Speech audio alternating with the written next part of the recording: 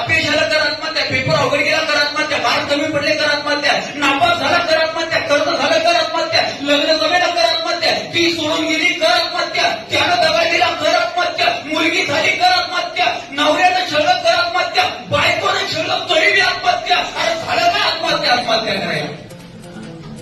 एका संकटाने एका दुःखानं आपण डायरेक्ट आत्महत्येचा निर्णय घेतो. हे मानवी जीवन, हे मानवाचं देह आणि हे जीवन परत परत मिळत नाही. हे अमूल्य आहे. करोडो रुपये खर्च करून सुद्धा याची निर्मिती आपण करू शकत नाही. हे आयुष्य, हे जीवन परत परत आपण आणू शकत नाही, निर्माण करू शकत नाही. हे जर सत्य आपल्याला माहिती असेल तर हे नष्ट करण्याचा अधिकार सुद्धा आपल्याला नाहीये. आणि आपण कोणत्या मातीत जन्मलो आहोत?